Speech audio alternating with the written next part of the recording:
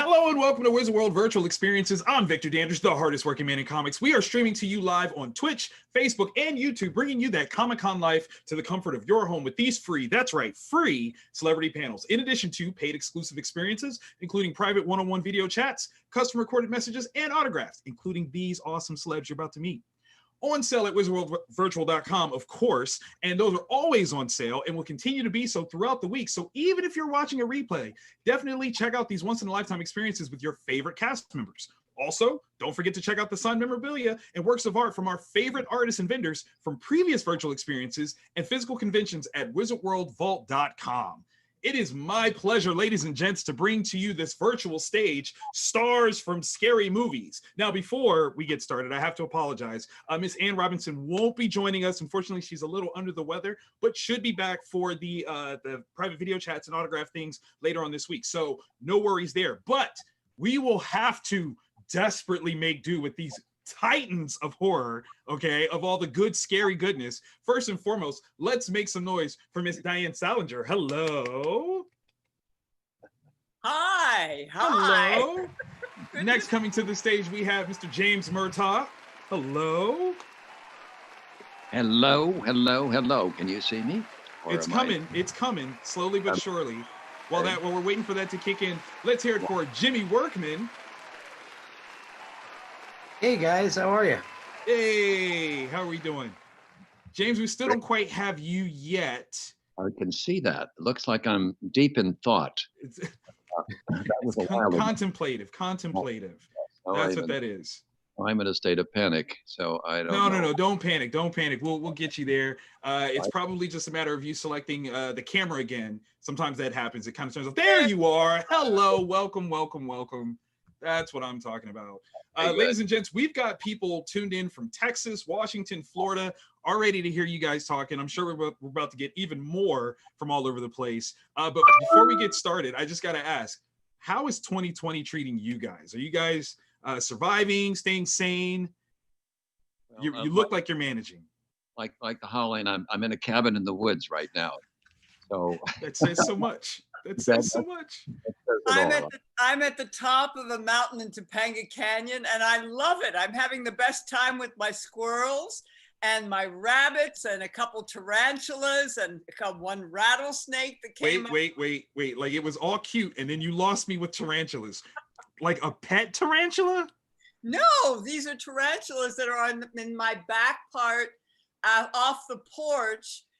I live at the top of a mountain, and I've seen a mountain lion when I first moved in, and I have a rattlesnake that came up from underneath my porch and went into one of the squirrel holes. I was beside myself because he stood up and he rattled and he looked at me and then zoomed down one of the squirrel holes at about 20 miles an hour. And then I got all my vegetables and threw them outside so I get the squirrels out of the holes because I didn't want him to kill them. Oh my goodness. He's left here. He was more shocked than I was. And the tarantulas, I mean, I haven't seen them in a while, but around Halloween, one actually came into my hand. He was climbing up the wall of my of my front door. And he was trying to get to the light above my front door, and this guy was there who had a pet tarantula, and he showed me how to hold it, and I put my hand out, and he went into my hand, and it was like, Victor, it was like being part of the center of the earth. It was, the tarantula was so calm, and it just stayed in the palm of my hand for about 10-15 minutes. That is the sweetest thing. They would have definitely removed the tarantula from my dead body, but I respect that. Like I totally get that. Jimmy, how about you, man? How's 2020 treating you? 2020 hasn't been too bad, with the COVID and everything going on. Got some time to go ahead and spend with my family, with the kids, do a little camping, dirt bike riding. So it's been pretty fun. I planted a garden. Way to find living your best life, man. That's the way. Planted a garden, good with keeping many plants alive, but I've realized that water them and they grow. That's the thing, Double check them for tarantulas and rattlesnakes. Apparently, those are things that No, exist in gardens. I'm out towards past Valencia by up in the hill in the Acton area. There's Okay. mountain lions, a whole different array of animals moving around. No rat Wow.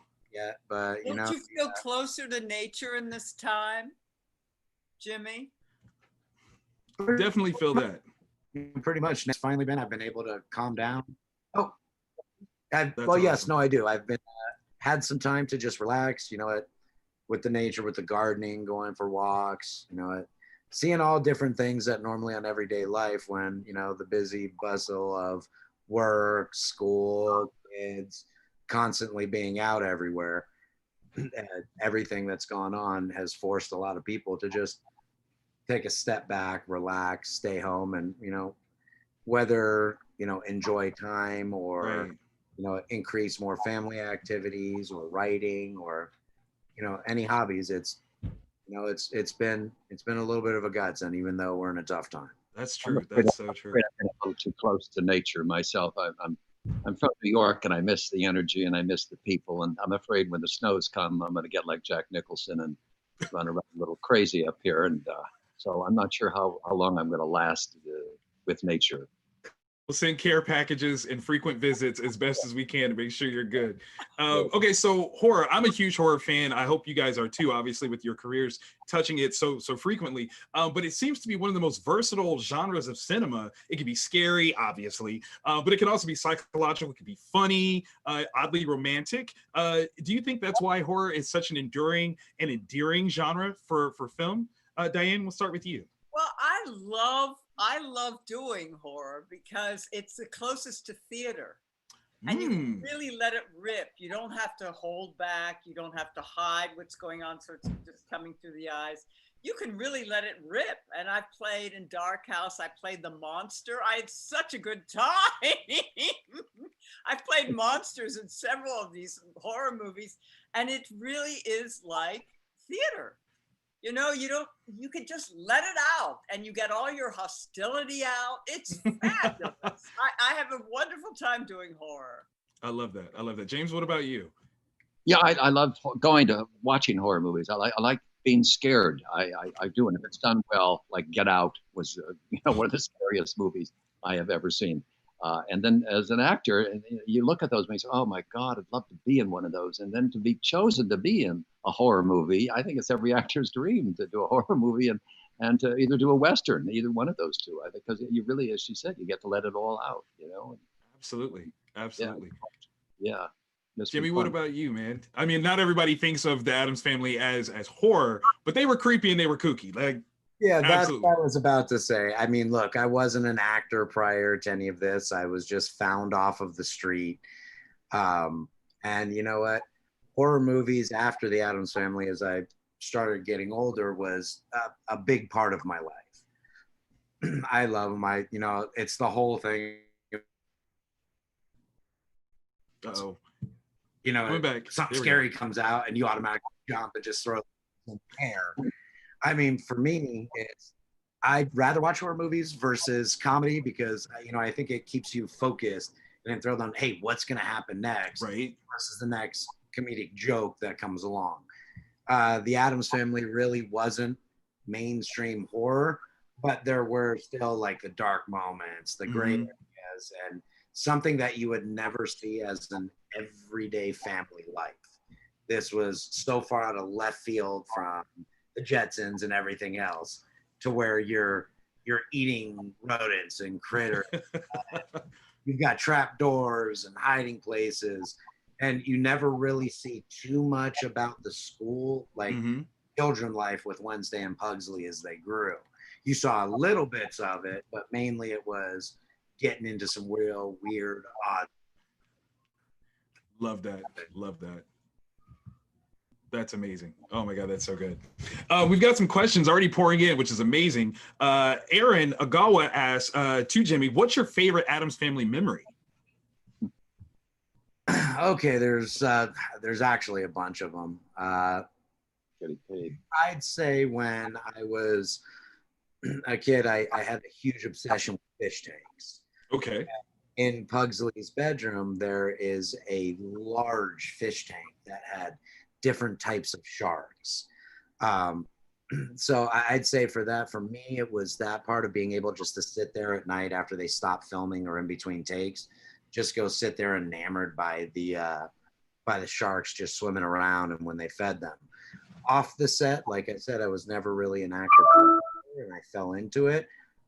So it was being around so many different people, being a rambunctious child. I couldn't wait till I got done filming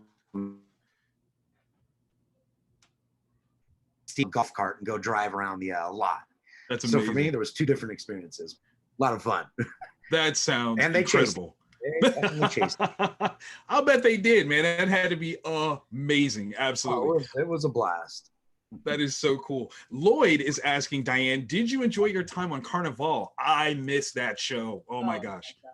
Oh my gosh. I'm still really close to Dan Knopf, the creator of it. In fact, we're closer now. What was the question? Did I have a good time? Yes. I mean, like, strange question of such a great show, but sure. Okay, well, I had decided that I would be different in every scene, even though I was totally catatonic. And I couldn't even blink. I couldn't move my face. I couldn't move my body, but I decided I'd be different in every scene. And it's to do with the internal, whatever was going on in the scene. And I actually would say dialogue in my head to particularly my daughter, she could read my mind, and I would actually answer her. And so I was very different in every scene. That was my goal. But I have to tell you, who's the person asking the question? Lloyd is asking. Okay, Lloyd, I have to tell you that I'm a very serious actor, and I always do as much research. I love it often as much, if not more, as the performing. And a student of mine, because I was teaching acting at the time, her brother was a great psychologist, and he got me into 2 mental institutions, posing as a psychiatrist. Wow. And I went into 2 mental institutions, and the first one, they were very schizophrenic and they were talking to trees on the walls, and I was mistaken for one of the inmates. That's a testament to your skill right there. That was extraordinary. And they're saying, where, what building are you in? And I said, excuse me, I'm actually a visiting therapist. And they're like, sure. That's what they all say. And then he got me in, and he came along with me to this one, to another hospital where they had patients who had dementia, as well as, older people, very old people. And I saw this one woman there, Lloyd, and she was in the rec room, and her hands were like this. And her face was like this and like this. And I thought, oh my God, this is it. This is it. That's catatonic for 2 seasons in Carnival. And I touched her leg at one point, and she got very agitated because she was totally in a different dimension. And she got agitated, and I stopped touching her leg, and she went back into this. She was like this, and then she went back into. You captured all of that. Oh my God. I was so grateful to finally meet this woman. And so in my gratitude, I brought all of the students of mine, and we put on a show for everybody. That's the sweetest. That is the absolute sweetest. I love it. We gave them a showcase. It was like a showcase. Oh my gosh, that's brilliant. So, that is absolutely brilliant. I absolutely, at first I would, my ego, I'm an actor. I'm thinking, how can I go for 5 years doing, not being able to talk? Right. And I thought, oh my God, what have I gotten myself involved in? I can't say a word. I can't move. I can't blink. I can't move my face. What am I doing? I'm a serious actor, but I love not having to speak and saying my own lines within myself. I had the best time doing it, and the actors were incredible. That's brilliant. Oh my God, the lead boy. Yes. He's genius. The whole series was fantastic. Oh my God. Yeah. Like I said, I miss Carnival tremendously. James, if you don't mind, talking about The Howling, obviously huge feature, great franchise. We're talking about the heyday of the video store movie cover. Did you have any idea that The Howling was going to be such a monumental cult classic of horror? No, I did not. I knew it was a terrific script. I thought it was witty, it was clever, it was contemporary, had all the elements. I said, this is going to be a fascinating story. But you know, so much of that movie was special effects. And until you saw the finished product, you really didn't know how it was. When you saw the finished product, you said, Jesus, mother God, this goddamn thing is going to really off. I mean, there had never been nothing like it before. Nothing like that movie in the annals up until that time. Never had there been special effects like that. It should have won the Academy Award. Werewolf in London went on to win special effects. But Rob Bottin, who was a student of Rick Baker, Werewolf. Rick Baker was supposed to sort of be there and look over the shoulder of Rob Bottin, but he went on to do John Landis's film, Werewolf in London. And but Rob Bottin was 19 years old when he did that. And the guy was a genius. But he being new and he was a perfectionist, he didn't finish things on time. So a lot of it was done after in post-production. Gotcha. And you watch that movie and you see the things that are done. Until I went back to New York, even after it was finished, and I thought, oh, well, I guess we'll do all right. People were stopping me, literally calling out from cars, yelling, "Silver bullets, my ass." The classic funny lines in the movie. And I said, whoa, people know this movie. That's right. They're shouting out my favorite line, my line. I thought, oh my God, it's great. I was getting recognized with that "silver bullets, my ass." So, I'm gonna need that on a T-shirt. You have to wear that all the time now. That's good. I should. Gonna be part of our care package that we send your way. Actually, Dominic D wants to know, what are your fond memories of working on Barney Miller? Barney Miller. I did a few of those. Yes. We're working with that wonderful cast. First of all, I mean, they were just a delight. Ron Carey was great. He'd come in every morning with a box of donuts for the cast. What a sweet guy. And Hal Linden was also a joy to work with. Everybody was just so receptive. Danny Arnold was great. He directed one of the episodes I did. Everybody on it was just a joy. So it was just a pleasure going on that set and working. And the humor was so good, and funny characters and funny situations. I enjoy doing comedy, actually, more than I do serious drama. Although I've done a lot. You're good at both, though. Let's not bury the lead on that one. Yes, thank you. Yes. I guess it's what I enjoy better, but I have done both, and unfortunately, I've been able to do them both fairly well. That's amazing. Yeah, so it was fun being part of that and looking back on that, and to know that there's still people still say, "I saw you on Barney Miller," and I go, "What? Yeah."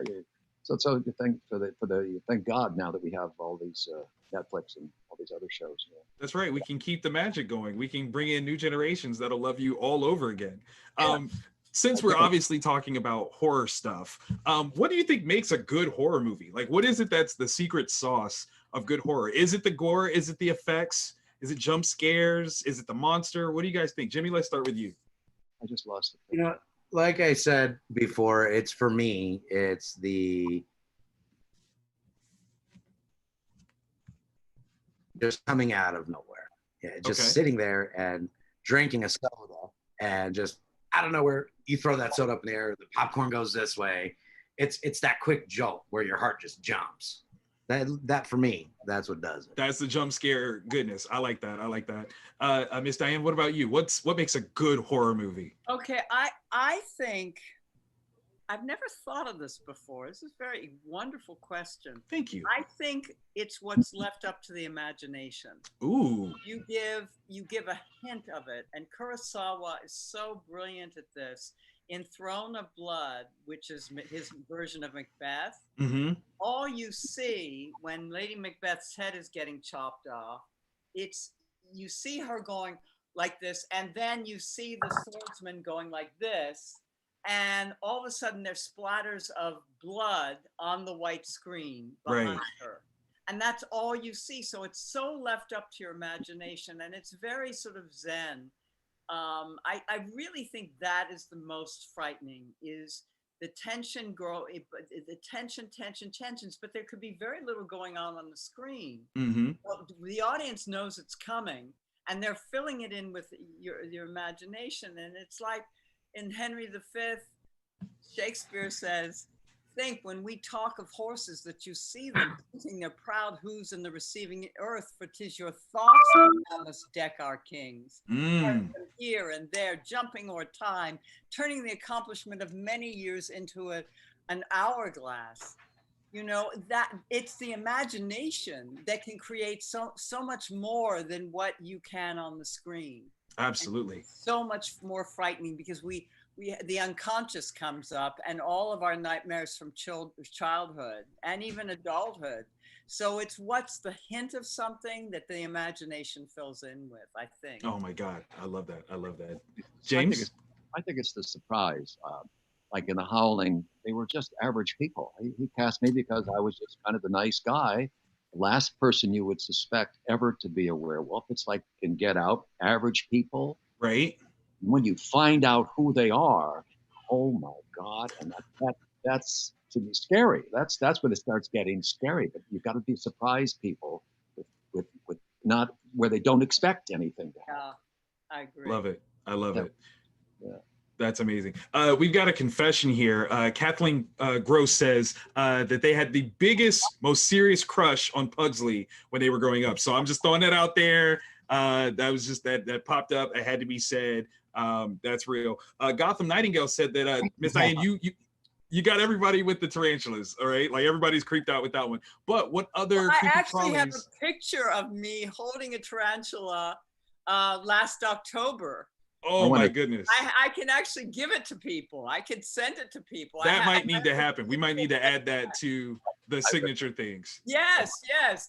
But the tarantula, she was definitely female. And she stood on these very delicate little legs in my palm.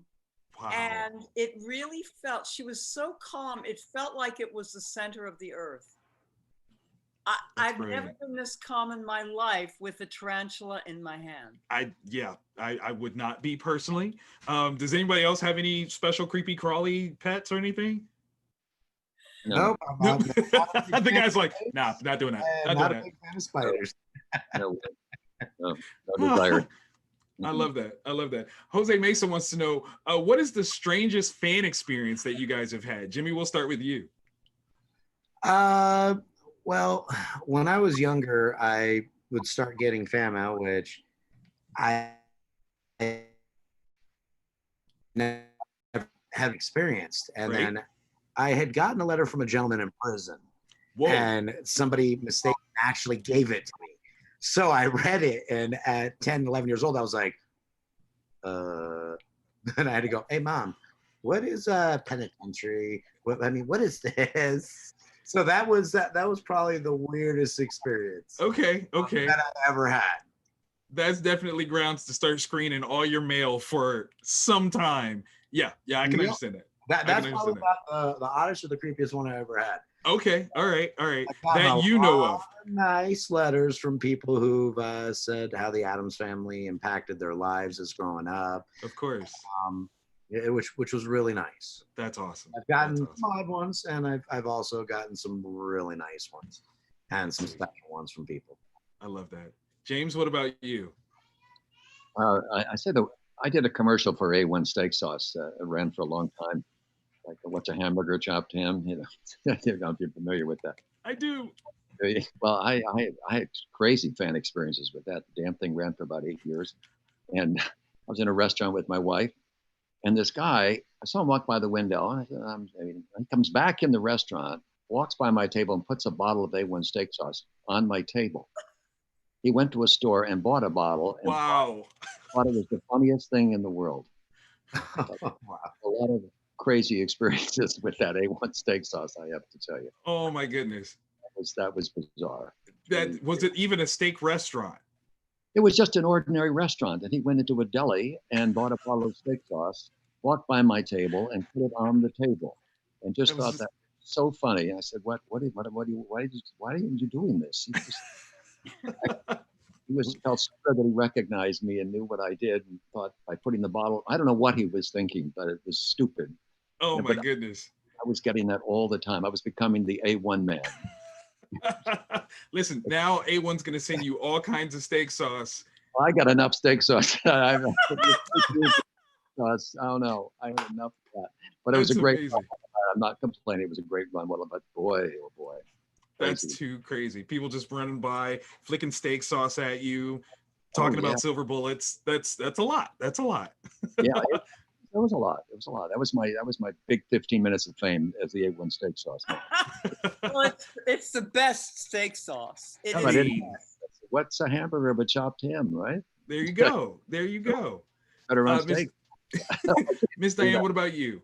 What sort of crazy fan experiences have you had? Bar none, the absolute weirdest. I come from theater, and I was playing a schizophrenic in a play. It was the LA premiere of Standing on My Knees. And I played a schizophrenic, and I had hung out at a halfway house for bipolars and schizophrenics, so I really knew how to do this and to work on it. And there was one scene, it was in the black, and I had to lie down on this bed and have this episode, like an epileptic episode. And I actually was with a girl who was schizophrenic going up in the elevator of this halfway house, and she had an episode like where she was just, epileptic, and I was trying to hold her and calm her down so she wouldn't hit anything in this closed elevator. And so I really did it very realistically, apparently, on the bed. I was having this epileptic episode, and this guy saw me doing this in the audience. He got up on stage when it went to black, and he jumped on top of me on the bed. And I had the next scene. I was in every scene of this play, and I had to get up and be in the next scene. And he was on top of me on this bed. And I said, get up, get up. Did he think you were having an actual episode? No, I think he was a schizophrenic. Oh. And they had let people in, who couldn't pay. They were just letting them in for free. I think he was off the street, and it was a very small theater, so you could just, the theater, the stage was, you just had to walk on stage, and he jumped on top of me and held me down, and with all my force, and I'm saying pretty loudly in the dark, get off of me, get off of me. And I pushed him off, and I guess he got back in his seat, or they kicked him out of the theater, and then I had to go on with the rest of the play. And afterwards, I was worried about going, but the stage manager didn't want me to go outside. And so they went out and talked to this guy. He was waiting for me. Oh my goodness. And he said, she understands, nobody understands, but she understands. And there was no way out of the theater except this one little exit, which was in the front. And they had to walk him down the street. Wow. Still saying, she's the only one who gets me. She's the only one who gets me. And then they stayed with him so I could leave. But that's such a testament to your performance, obviously, that it clearly resonated. That's both obviously terrifying on one level, but at the same time, there's a hint of endearment there. Absolutely. That I do hope that you take pride in that. I'm honored that he felt this closeness to me, but he jumped on me. Yeah, that's the part where you're like, okay, I appreciate the compliment, but time out, personal space, the bubble. Let's bring back the bubble. We're doing a play. Oh my goodness. Yeah. Gotham Nightingale, Jimmy's, this one is to Jimmy, I apologize. Said that the teacher said that Gomez and Morticia are the preeminent TV couple. Do you agree with that? Because I kind of have to put my 2 cents in and go, yeah. Yeah, I would. Out of most of the shows, at least I grew up on, and some older ones, how do I put this? The connection between Gomez and Morticia that's portrayed on the screen is just it's not two individual people. Right. when they're together, they're one. It's just they flow together just wonderfully. I love that. Oh my god, I absolutely love that. Okay, so obviously you guys have touched on different series that have been franchised out. When it comes to like horror franchises or things like that, where currently superheroes are all the rage to build a universe off of. Horror was one of the first ones to actually do that. Is it easier to create for a franchise, or is it easier to do something totally unique and standalone? I'll start with you, James. Oh, yeah. Complete. Oh, I'm so sorry. No, go, Jimmy, go. I'm having a little bit of internet issues, so sometimes I just hear dead sound. So it's like, no worries. Go for it, Jimmy. You know what? Everything now has been remakes of old horror movies, remakes of comedy movies, sequels of like Addams Family coming out with separate ones after. I would love and want to see some fresh new ideas out there, some new horror stories. We are in the age where now it's coming out with all the Marvel characters, DC Comics, which is great. I grew up on those and I love them. But I'd love to see some new fresh ideas with some horror out there. I like that. James, what about you? Well, I think horror movies are easy to franchise. I mean, there's been about 7 or 8 Howling movies. How many Dracula movies have there been with Bela Lugosi and even some of the other actors that played it? And I mean, you got Abbott Costello meets Frankenstein. Exactly. And then what's his name played Frankenstein for so long on television? What's the name of that show that ran for years? Fred Gwynne, remember? Yep. That was a whole series based on a character. So I think it must be easier. I'm not in that field where you create those types of shows, but it seems to be easier, and people seem to go. Hill House, Haunted Hills, that show has been The Haunting. They've done spin-offs of that, right? And they've been very successful. So I think yes, it's a lot easier to spin off those types of shows than to create something really. I did read for something this week that was totally fresh and new. I can't talk about it, but it was really a clever show and a scary show. Oh, but that's I wish you the best of luck. Hopefully it goes. Yeah, thank you. Definitely. It's been picked up. The show has, but hopefully I get picked up with it. We'll put the magic juju out there, since we can't talk about it just yet. We'll put the magic out there. Miss Diane? Well, I was in Batman Returns. Yes, you were. And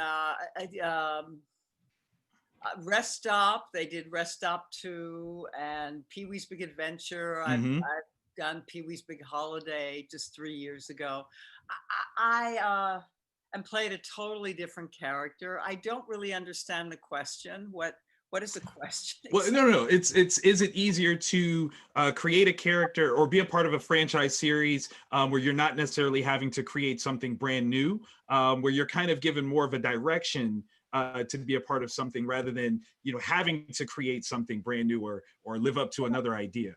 Well, in Pee-wee's Big Holiday, I played Katharine Hepburn, and then in Pee-wee's Big Adventure, I play a Southern truck stop waitress. I love her so much. A completely very different kind of character. So I don't find, and in Batman Returns, it was just a one-off with Mr. and Mrs. Cobblespot, the Penguin's parents, mom and dad. So I always feel that it's new. It doesn't matter whether, I've never, in Rest Stop, I played the same character, but it was just like a continuation. I don't really see the difference. Nice. Now, I'll be honest, when it comes to Batman Returns, that's always in my head an alternative ending where Pee-wee and Simone ended up together and they ended up having Oswald as their son. Maybe that's just me, that's just me. But Gotham Nightingale wants to know, when it came to playing Esther Cobblepot, what was in her head to throw Oswald into the river? How did you get to that place where you go, yes, this is what we should do, take our baby and throw them in the river? How did you get that energy out there? We had absolutely no sleep. This dreadful child, this penguin baby. We couldn't sleep. We were completely sleep deprived.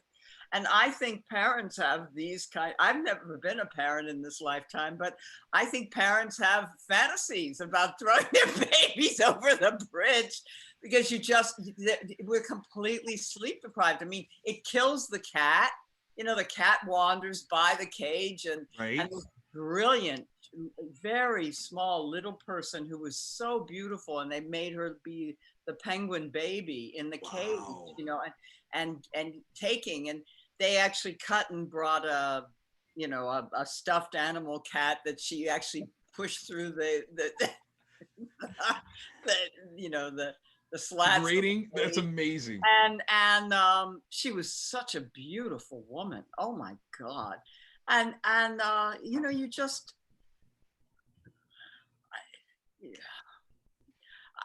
I had no trouble at all. I have fantasized about throwing people into the river. I had no trouble whatsoever with it. Listen, do not cross Miss Diane. You'll end up in the river. If you're lucky, you'll end up in the sewer. If you're lucky, who knows? Who knows? We are unfortunately running close on time, so I want to give you all an opportunity to say one last thing to the fans. Miss Diane, we'll start with you, if you don't mind. Well, I'm just, I wish I could see you all. I think this is a marvelous way that we can all stay together as a community in this strangest of times in the last 100 years. And I think it brings just such good cheer and communion. And I know I have more energy today than I normally do with my squirrels and rabbits, you know. So I'm so happy to be doing this. What? Don't forget the tarantulas. Don't forget the tarantulas. Yeah, the tarantulas don't have a lot of energy to them, believe it or not. They're very, very calm. And they don't hurt anything except grasshoppers. They love grasshoppers, which are abundant up here. Okay. And I'm just, I'm so happy we're doing this. And I love you all. This is a great platform to do this. This is awesome. Jimmy? Well, as I said, I've really not done too many conventions or any of the stuff, so it's kind of like a little bit out of the norm for me. But you know what? I've had a great time meeting people at the conventions, hearing stories about how the Addams Family has affected everybody's lives and all the positive outcomes and the help and the relation to the characters to the individual. So I think this is just a wonderful idea. And in 27 years, I never did anything, and I'm sorry I didn't do it sooner with these conventions, because hearing these stories and connecting with people, it's a great feeling, and it's awesome. Absolutely. So I look forward to all of it. Absolutely. And it's not too late. We might be able to, you know, once shows start opening back up, we'll be calling you, be like, hey, why don't you come hang out with us? We'll do all the cool stuff. James? This is the first time I've done anything like this, and I've enjoyed it thoroughly, actually, and it gives me a chance to go back and revisit some wonderful memories that I had with this movie, and it's just so wonderful that there are fans out there that follow this genre and have supported even this particular movie, and I think it should be. So it's been a very positive experience for me. So thank you. Oh my goodness. That is so fantastic. Thank you all for joining us today, sharing your light, your energy, your talent with all of us. I do believe that there's a big fan cry for Funko Pops of Pugsley. So get ready, Jimmy. Like, there's a lot of people that want to have little bobblehead figures of you in their household. That's just, it's a thing. Don't forget, to the fans that are watching live or watching later on Twitch, Facebook, and YouTube, check out those paid exclusive experiences like one-on-one private video chats, autographs, custom video recorded messages. Those are coming later on this week, so you really want to get those. There's going to be all kinds of cool stuff. If you go to wizworldvirtual.com, that's some of the cool stuff. We've got some more stuff that's happening. Let's see. Later on tonight, we've got Last Fan Standing with Bruce Campbell. That's going to be nuts. We've got Shadowhunters, Star Wars, and Scream Queens this weekend. Bruce Campbell versus Ted Raimi, and The Fall Guy, all coming later on. Please make sure you're checking out wizworld.virtual.com to find out all the cool stuff that's coming. I'm Victor Dandridge, the hardest working man in comics, signing off for everybody. Thanking Wizworld for bringing us all together. Victor. You were fabulous moderator. Thank you so very much. You guys have a great one. I will see you next time. Bye. All right.